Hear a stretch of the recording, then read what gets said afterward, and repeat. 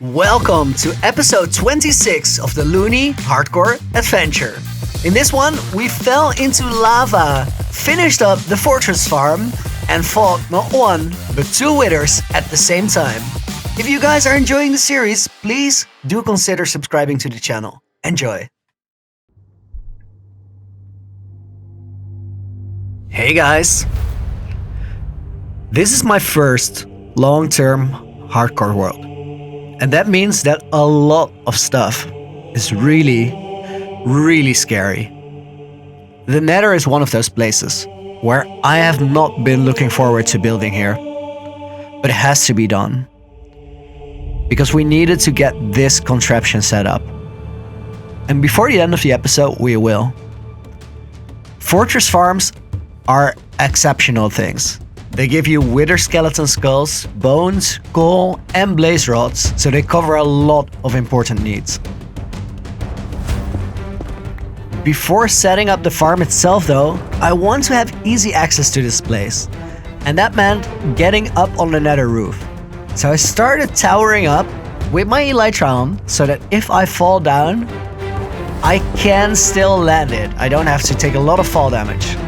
Halfway through, I realized this is still scary because a lot of things can go wrong here at the same time. For example, I get lava from on top, fall down, die from fall damage, but my totem saves me, but then there's a blaze there, and the potential for multiple things to go wrong at the same time is a really scary thing in hardcore. So I drank the fire resistance potion just to be safe from the first thing and give me a little more time to figure out the situation and get out safely.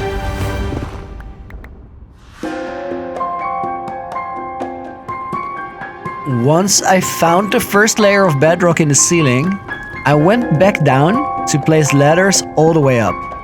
As I said, easy access. That is the mission. Next thing is we have to go through the ceiling. And I want to apologize for a little footage that is missing because I double checked how to do this before I went through. What you do is you look for the highest layer of bedrock. And there are 5 layers total above the nether. You need to find a bedrock block that is a Y127. Once you find that, you can ladder up to it. So you see me checking here for the right block. This is 2 high, 3 high, 4 high, and there I see one block that is higher than everything else. I count and double check, and then we ladder up there. And then what you do is you just throw an ender pearl at this very edge, and it kind of glitches you through the ceiling. That was one of the important steps out of the way. The other one is I want to be able to get back down into the nether. So I marked the spot, put a nether portal there, so we could check the area around in the overworld, and then I made my way back down through the bedrock. I will put a video link in the description of how to do this and how it works. But basically, you are tricking the game to believe that there is already a downwards extended piston in this block. So there can't be bedrock there. And then the bedrock magically disappears. Later on, I want to make this hole quite a bit bigger. So I already started working on this until I ran out of materials, because eventually all the levers I had exploded.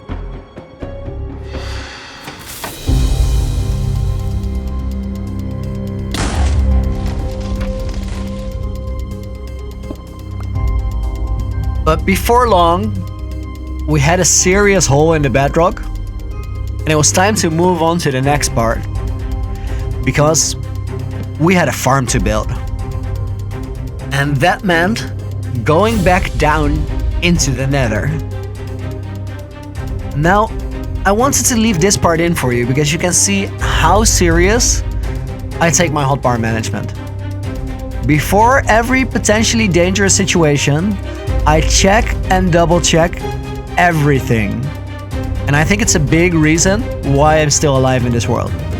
Because if you get into a dangerous situation without the right gear in the right place, things can go horribly wrong.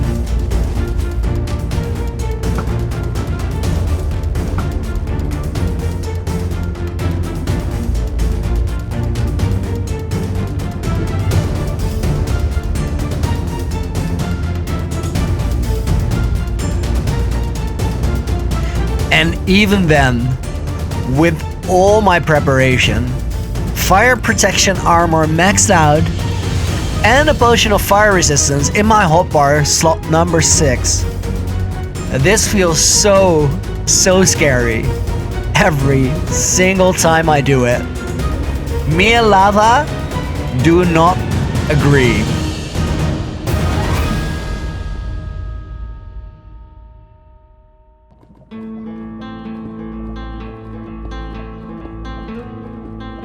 It was very important though to clear this area below our reference box up top of all the lava, because this is where the drop chute and the collection system for the fortress farm go. So I started placing gravel all around when this happened.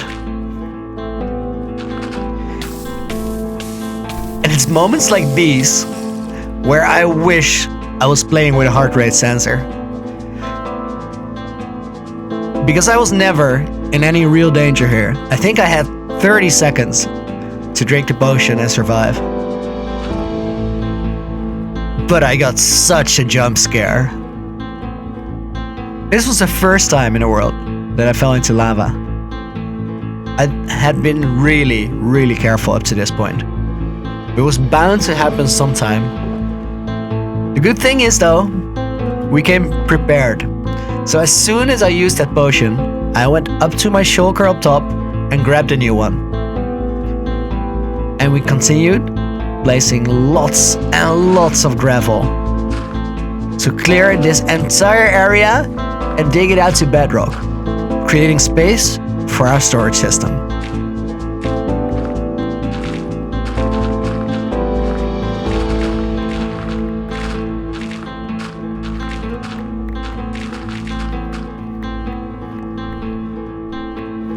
And with that part of the project completed, it was time to get rid of this pillar and start construction on the actual farm.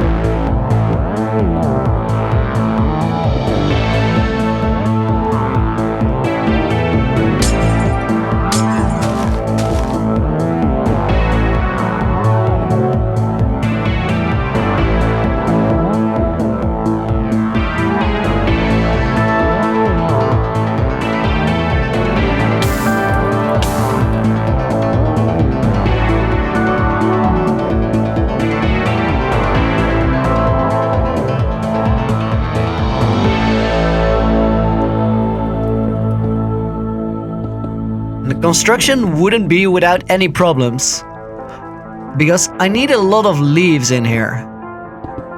The great function of leaves is that they do not stick to sticky blocks, and they are very cheap. But building with leaves in the nether around the fortress comes with its own kind of problem.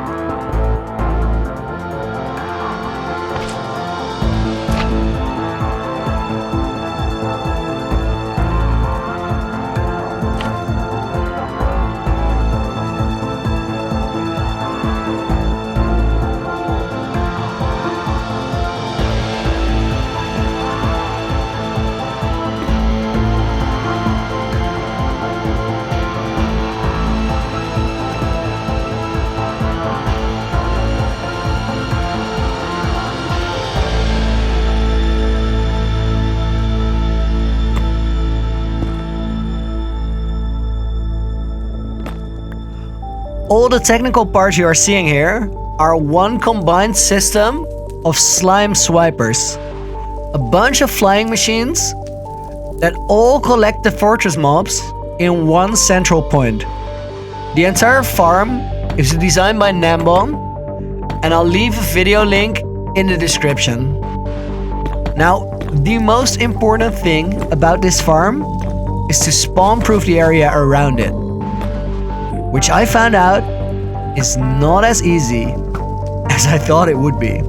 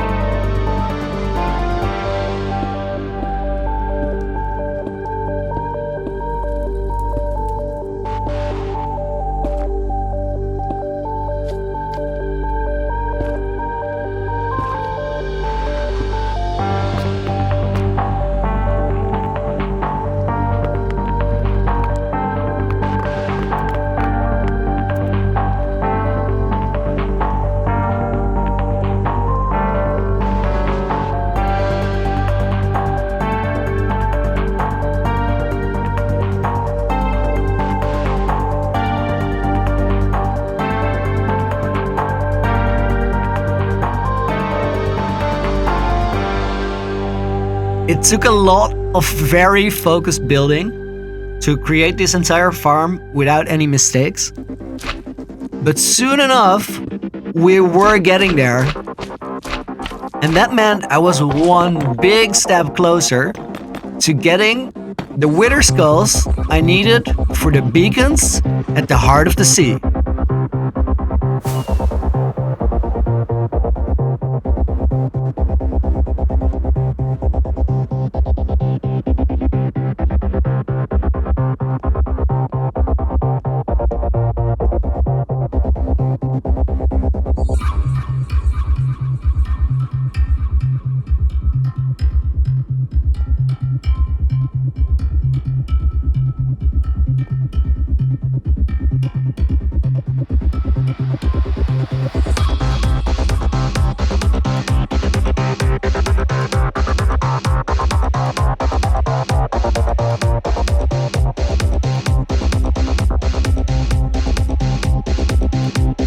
Although the farm was working, the raids were not great, so I went on to spawn-proof around it.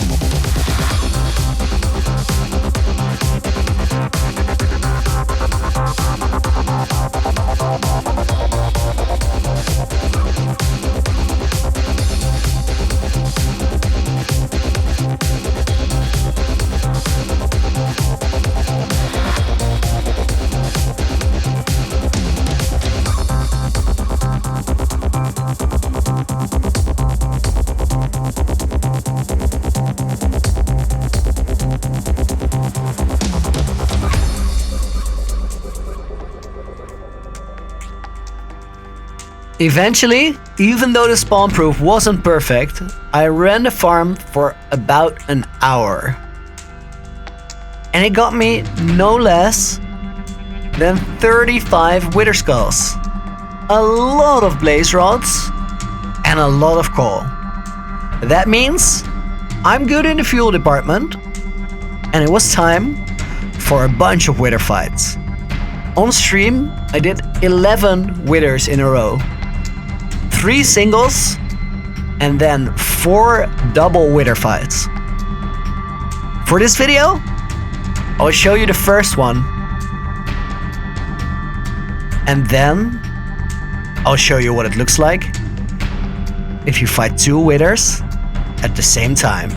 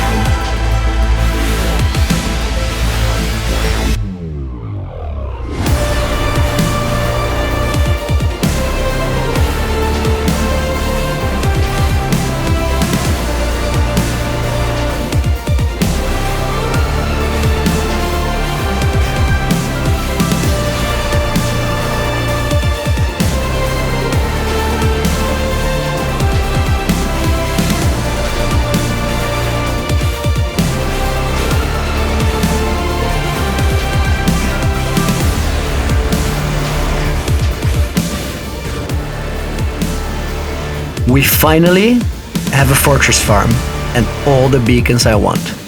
So next episode, there is a lot of building to be done. Thanks for watching, and I'll see you there.